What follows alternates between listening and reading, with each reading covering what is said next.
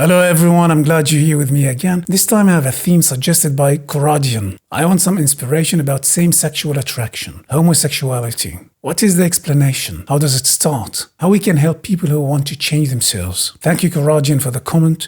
First I need to disclaim that I'm not a governmental bureaucratic scientist. So, if you're looking for answers acknowledged by the governmental academy or the bureaucratic science, I won't be able to provide it because the bureaucratic science can work tens of years, try to find answers to the cancer, for example, without solution, but can find a vaccine for a surprising, unexpected disease with a couple of months and force people to consume it in the name of science. This is the governmental bureaucratic science. They can send machines to Mars, but won't have enough resources to feed people on Earth. They would create biological hybrids and mutations. They would sell you a variety of psychiatric pills. They would change your physicality, but would tell you that there's no ability whatsoever to change your sexual tendency. And it's primitive even to try. This is the governmental bureaucratic science.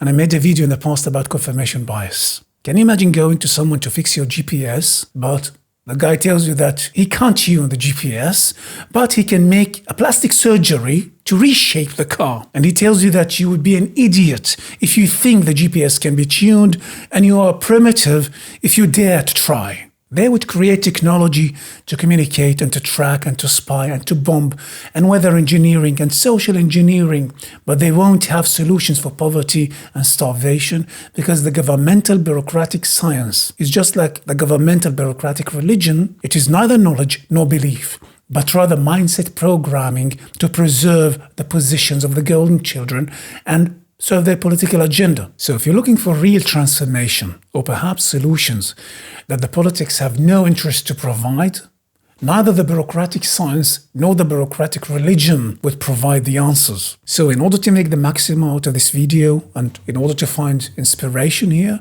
one might need to let go of all indoctrination and constructed convictions while listening, because there might be many things that need to be unlearned. Now, every tendency is either given or environmental conditioning that forms that kind of tendency. This is common knowledge. One is either born into it or it emerges from the environmental conditions. Of course, birth is a DNA that is also continuity of previous DNA that was also formed by environmental conditioning and birth. Here's why people speak about previous lives as reincarnation, but this is a subject for another time. However the tendency is formed, not all people are the same. Not all homosexuals are the same. Actually, no one is like the other, because everyone has been exposed to a totally different set of environmental conditions and circumstances. They might share some traits, but even when they attract the same sex, that is not the same kind of attraction. Every tendency has its unique fingerprint. So I can't say how it starts, because everyone starts and lives differently. And the tendency is caused by the holistic experience. Now, I need to disclaim that my source of knowledge is my studies of action and the art of performance, which includes also psychodrama and group dynamics, where we needed to work also on such themes. So when I talk about this, it is not only theoretical knowledge, but also based on my personal application and my personal emotional experience. Of course, I'm not talking here about workshop studies or about acting crash courses or studying in institutes infected with the Dunning-Kruger effect, where such studies make more psychological damage than help. I'm not talking about that kind of knowledge, but only about the real studies. I'm saying this to avoid anyone writing in the comments things like, yeah, but I know many actors who don't know what you're talking about, or I know many artists who have mental issues and live with psychiatric pills. So I'm talking about real professional studies that are rare in our age of decadence and decay, with its tips and tricks mindset and shortcuts mindset. And before someone is writing to me in the comments about a Hollywood actor, a famous professional Hollywood actor that took drugs, I'm not talking about public relations, but about a profession. And here, if I would like to play a character with a different sexual tendency, I would need to know what that means.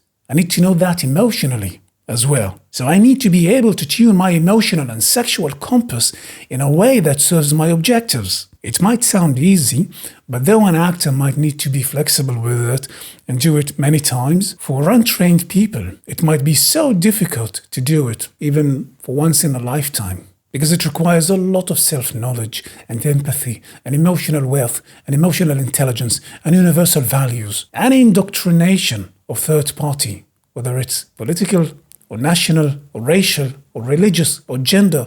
Any indoctrination might be a blockage. On the other hand, it requires clear objectives and systematic work because it's much easier not to transform, because the comfort zone is held by instinctual drives like desire. So if one wants to change among non-professionals, it might need an existential need that exceeds the power of desire. Those who are comfortable where they might not need to transform.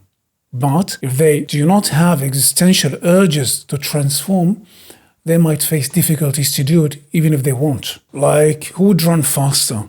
Someone who has $1 million at the end of 100 meters or someone who's being chased by a lion? The one who's chased by a lion is running for his life. And that's a different kind of dedication than luxurious seduction. Now, I'm talking here about non-trained people. But a well-trained actor who knows himself or herself, they should be able to activate any sexual tendency if they want. In my personal life, I'm happy where I am.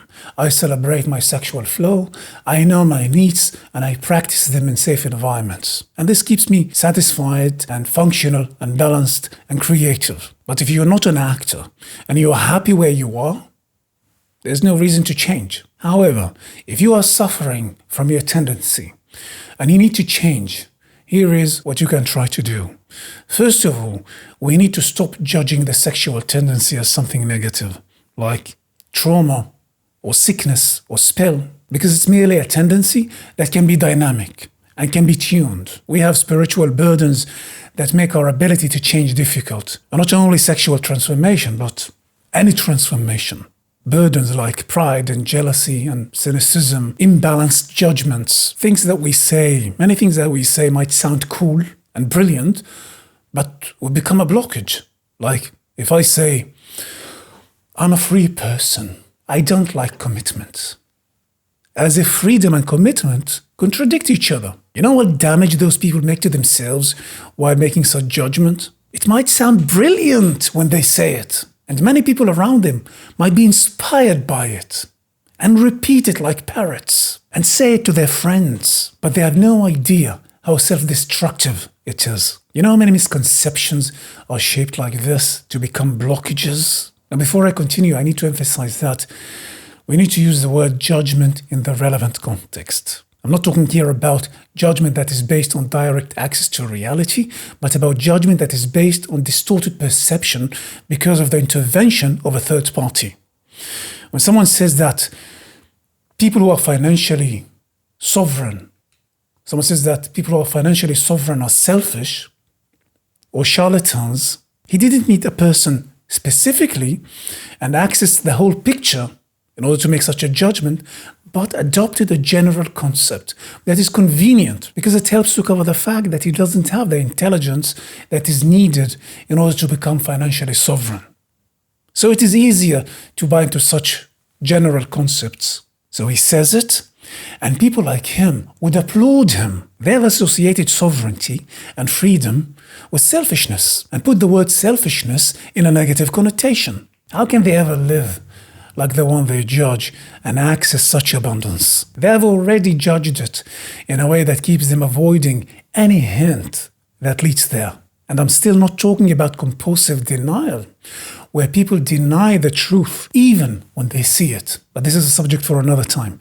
Anyway, the same thing with judgments about sexuality. I do not put my conception of masculinity and femininity in a negative connotation, but I try to love them both. Many people, when they see a beautiful feminine woman and feel jealous of her femininity, so they would prefer to perceive her with contemptuous glance, using terminology like stupid blonde. How can they ever get inspired by her femininity? When some people see an impressive male and feel jealous of him, so they use terms like toxic masculinity. So judgments that are not based on direct access to reality, but rather motivated by spiritual burdens and narcissistic motives, those might block the ability to change or to improve or to heal. Now, when I use terms like masculinity and femininity, I'm not talking about men and women here, because both men and women are biological structures that have both masculinity and femininity. And the mix in each creates their sexual fingerprint and their sexual attraction and orientation that are unique to them personally. Some might know the symbol of the yin and the yang, which indicates the balance between both, and everyone has a sample of the other. But I would like to talk about it not only in the context of masculinity and femininity, but in the context of the inner world and the outer world. Just like the day and the night have different usages, and both are necessary, the same thing with our dark side. If we don't allow the dark side to express itself in safe environments, it would spill on the day. If someone doesn't sleep at night, he won't be able to function properly during the day. The fatigue will dominate the work. He won't be awakened enough to perceive and conceive and act. So sleeping here is neither waste of time nor decadence. We would never judge someone as lazy just because they sleep. Same thing here. There is a dark side that is, if not acknowledged, not allowed to express itself, it would get destructive. And you would be fascinated to know how many people who are abusive or naive or narcissistic or psychopathic, how many of those become like this just because they don't know who they are. They don't know their dark side. They don't give it expression in safe environments. So it spills on their day. Or perhaps they know it, but they deny it. They keep it hidden in the closet without practice. Or they practice it in risky environments. So they won't have only hangovers the next day, they might not even show up. And some might enjoy the nightlife to that level where they live the night and sleep the day. I don't talk about those. I talk only about those who want to change but can't. Many of those feel perhaps guilt or shame to acknowledge that after so many constructed judgments, they don't dare to explore themselves and experiment with it, dive deep, open more rooms, and know themselves better. And the change can happen after exploration and knowing how many alternatives there are. Not knowing intellectually or theoretically, but emotionally and existentially. Without knowing the alternatives, of course, it's impossible to change. If I'm afraid to explore the path of A, how can I know that there is B? Only after exploration and finding B, I will know that there is B, and I can move to it and perhaps go back whenever I want. Now imagine how wealthy I can become if I also explore C and D and E and F and G. I do not have to move permanently to all of them or to some of them, but at least I know they exist. And I can move to whatever serves me best. But most people live and die not daring to explore their given first position. So in short, dear Corodian, after letting go of the indoctrination and its judgments, we love who we are. We love it in the day and in the night. We acknowledge our dark side. Also, when it might be scary to open our eyes in the dark and see it, perhaps for the first time. Then we start a journey of exploration and give our true self expression in safe environments. Our true self in the day and in the night. Our hypocrisy and denial of truth is the killer of this progress. Only after we know who we are, we will gradually find other ways and other destinations to be or C or D, etc. If you are born into B, or if the environmental conditioning has brought you to destination B at an early age, it doesn't mean you can't go back to A, or perhaps move to C. We are dynamic. We change, and only a fixed, inflexible mindset would have difficulties to adapt or transform. So keeping the attitude of the student and the humility of the learner and the curiosity of the child, curiosity with no judgment or expectations, pure curiosity, that is the key. We won't be able to enter that dimension of abundance and freedom and sovereignty and transformation and transcendence without going back to being that child. I hope I could give a hint. Thank you, Corodian, for the comment. Thank you, everyone, for staying with me. I'm Shredy Jabarin. Ciao.